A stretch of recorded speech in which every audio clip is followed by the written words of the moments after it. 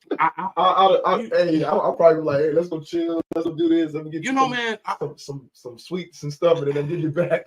I know we sidebarring right now, but I ain't gonna lie to you. Just to talk on it, people watched me and my wife that know us, how we were with our kids when they were little, and even my wife is like, man, you'll be a great grandfather, and people say that, but no, you told me about babysitting kids, but I have to. But being honest with myself, it's not saying that I won't. I don't think I will. It's just saying where I'm at now. I'm just trying to relish, like, my kids have gotten older. I really process grandkids right now. It's just like, I won't say I don't want. No, I don't want no grandkids now. Oh yeah. So now, right now, no. Just, I mean, I just retired, man. Like, I'm like, I don't want maybe I'm being selfish, but I'm being selfish. Man. Like let a brother just kind of, I got be in that for a little bit. I think I got a 6-year-old. So I don't want that. Right. As I said, I want some, but not right now. Not right now. So I definitely understand what you're going. Bro. It's crazy. I think my mom and dad is in that place. Like oh God. Like, I don't know if they know they got a 6-year-old granddaughter. Because think about they haven't called to my fault. I kind of started over 6 years ago, so it's like all the grandkids besides my brothers, my 2 nephews and my niece, they're like 14 and then I think it's like 11 and stuff. Yeah, she's the youngest one, so they're like all the old ones are old now. They're almost basically in their 20s, and then we got these teenagers, but I think they forgot about the 6-year-old. Oh God! So I really thought, I was like, man, maybe it's a time when they're like, hey, we didn't get a chance to be around the other ones, or maybe with mine, it was enough. It was enough. I remember. I'll just leave it at that. I remember their conversation about when they came down for that year. Oh, see, you heard it, right? Yeah, I heard so it. So I was almost like I get it. I guess they don't want to. So they like they're good. But also they're like, they gotta come to us. Over the hills and through the woods, the grandmother's house we go. So it's like they coming to me. Oh gosh, bro, I ain't gonna lie. I'm just now starting to get to that point to where I'm like, I'll just load them up and we'll all make a trip. Because for me, I'm different. All mine are back 18 hours from here. Oh yeah. So making a kumbaya moment ain't as simple. Like my in-laws, right? My in-laws are only 6-7 hours from here, so we can get to Georgia pretty quick. Hey, Dad, that's why we see them. That's why we down there. Right, and I tell them that. I was like, it's only 6 hours away. Y'all are 18 hours away. Yeah, they're driving or flying or. We be halfway somewhere. Right, that's what I'm saying. Like it is quite the operation to build something, to set up a trip like that. Absolutely, man. So, man. Hey, I think we kind of went off topic. We did. But I mean, again, just keeping it. It's like family challenges. You will have them because of the outside family, so to speak. Well, the thing was, the marriage is affected. Yeah. And because of outside family, of that immediate circle of that family, can be affected. What I've learned is that even with my brother's marriages, I just kind of like, hey, do you? Like, you know what I'm saying? Like, hey, you gotta do it. And I don't, it's their marriages and stuff, and I'm here when you call. You want to talk and everything. I'm my God. And I kind of see from afar, and I was like, wow, is that how that goes? And I don't even say nothing much unless they want to talk about it. I mean, really, I ain't gonna lie to you. Because I don't want to be. You don't want to be the influence. I don't want to be the influence, because I have, even though it's been short-lived, I've been married before, and I know how that can be, man. So, like the question of the day, what are the challenges of this situation in the family? And we pretty much hit on that. There's so many challenges, so many different challenges, man. One side of the family feeling like you spend more time with that side of the family. You might have the clingy mother-in-law, yeah, that wants to be there all the time. I ain't gonna say luckily, but I haven't had to deal with that. I don't know. I haven't either yet. And I'm pretty much more so, especially in the beginning years, to get married. I want to experience life and seasoning my marriage with my person, with my wife and my family, just pretty much us. Yeah. And having those moments to really, lay that foundation. I think when family gets so much involved, like, look, you're right earlier. We can have times where we can grow and we can get to know each other, but this is our marriage. That's right. And let the foundation be laid. So, because we're still getting to know one another. I know that's coming because, what I may embark on. Well, I'm telling you, we talk about conflict resolution. I mean, and just putting it all, kind of bare bones, so to speak, or whatever.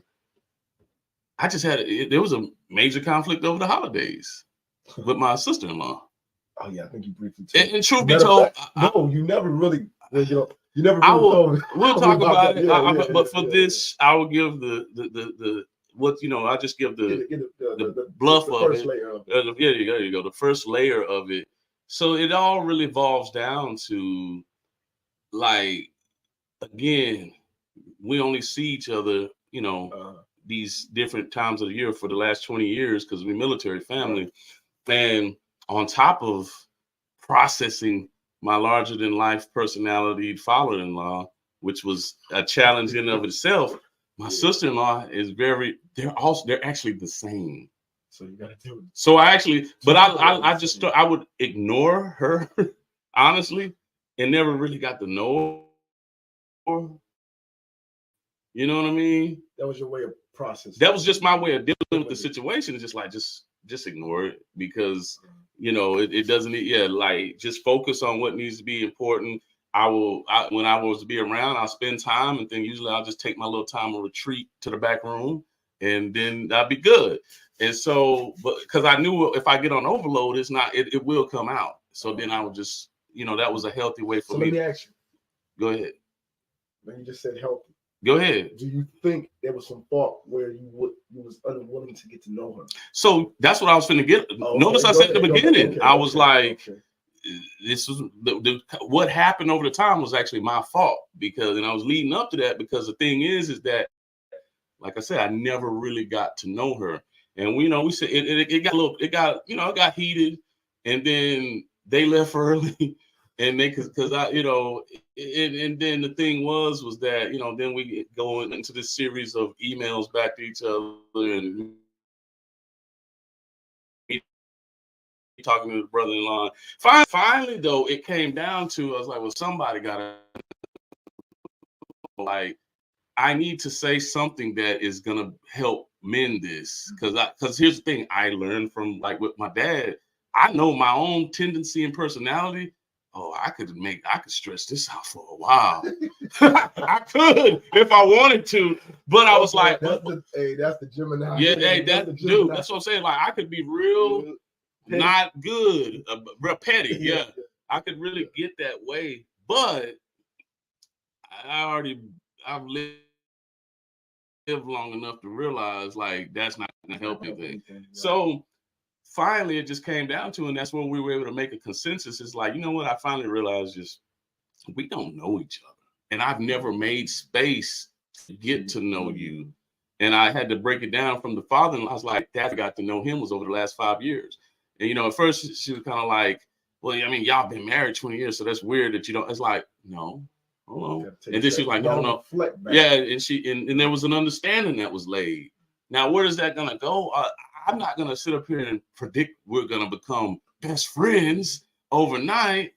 That might not happen, but what I do think is we can kind of come to some type of mutual common ground, and it's built better. Because here's what I didn't want to accept, and she didn't either. I could tell.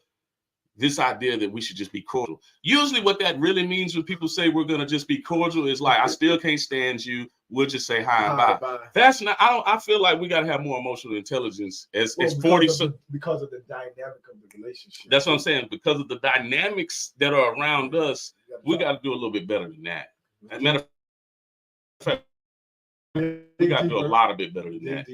Dig deeper. So so now there's a bridge open. Okay. So we're gonna see, where it goes. I'm gonna be more open to just listening. So you don't get there unless there is conflict. What you said earlier. In conflict, good things can come out of it. Good things. It's still in the beginning stages, but at least it's been addressed, right? Because truth be told, that's why I say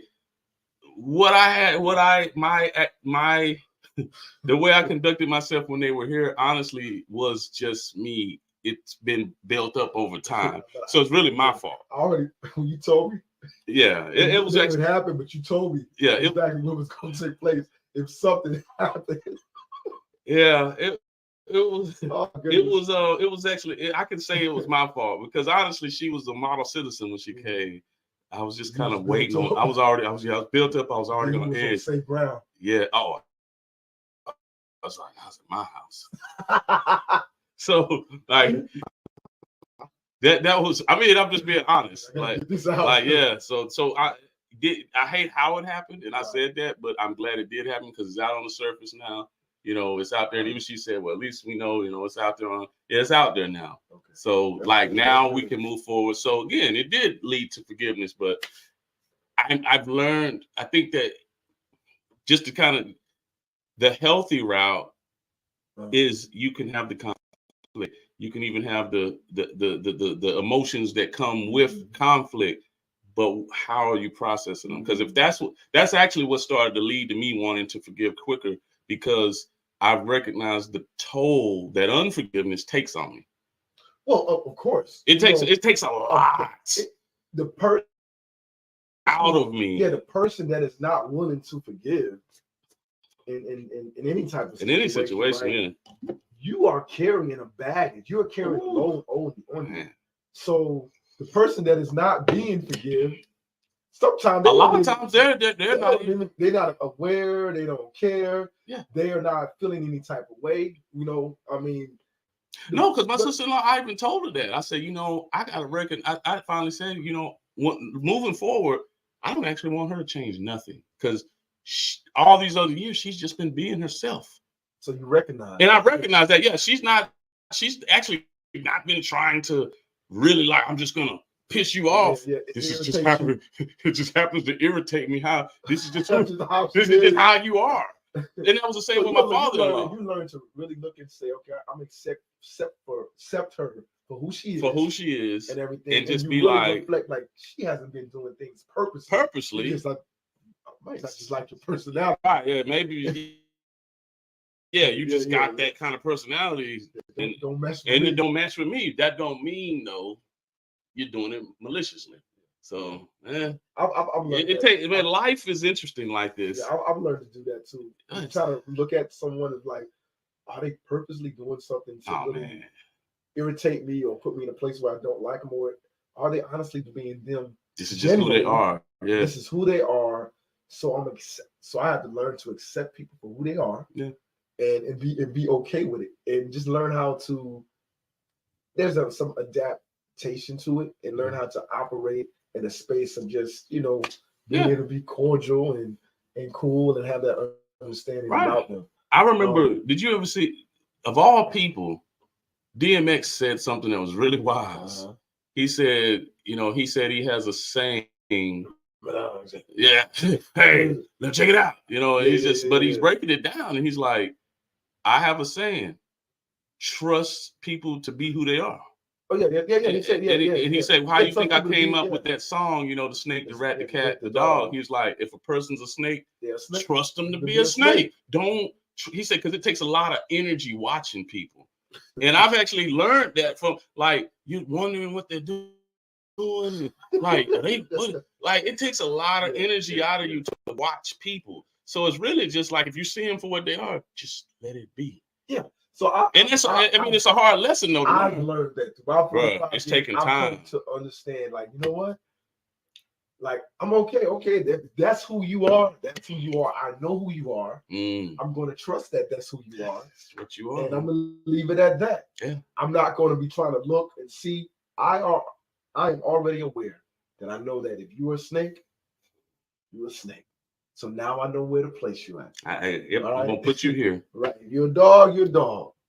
If you're a rat, you're a rat. Well, I see you for who you are, and understand. Guess what? We can still operate in the same circle. You would be surprised. There are people who are actually snakes out there, but there are still things they can bring to the table that might benefit you. Yeah, you know, it's weird like that. A snake. What does a snake do? A snake's just kind of. There's an individual I want to say right now, but because we both know this person. I know who you're talking about. But is it a snake, rat, or a dog? I would say combination between dog and a little bit of snake in there. You know what I'm talking about. You know, I just say, hey, I already know. Ted, they looking for you. I'll leave it at that because you know we try not and use a lot of names. I don't want to. This is real, but I ain't gonna do that. But right.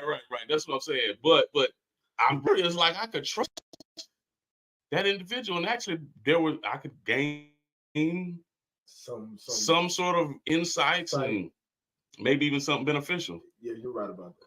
Even though there is some snake and there was not a rat. No, I said snake and dog, not a rat. No, definitely wasn't a rat. Rat. I mean, the dog and the snake, I definitely can see. Oh yeah, because he'll bite you. He'll bite you. So sneak up too quickly, man. But man, we've been on here talking about so many forgiveness, family dynamics within a marriage, and how to handle that, and the challenges in those situations as a family. And there's so much stuff to unravel in this, like you said earlier.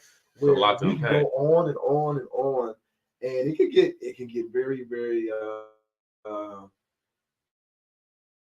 very, very serious, very messy. But you know, we've hit on a lot of different points, and I hope it brought some insight to you guys and made you guys aware, and maybe reflect on maybe some of the relationships in your family dynamic that you probably can assist you with, especially through the conflict resolution and management.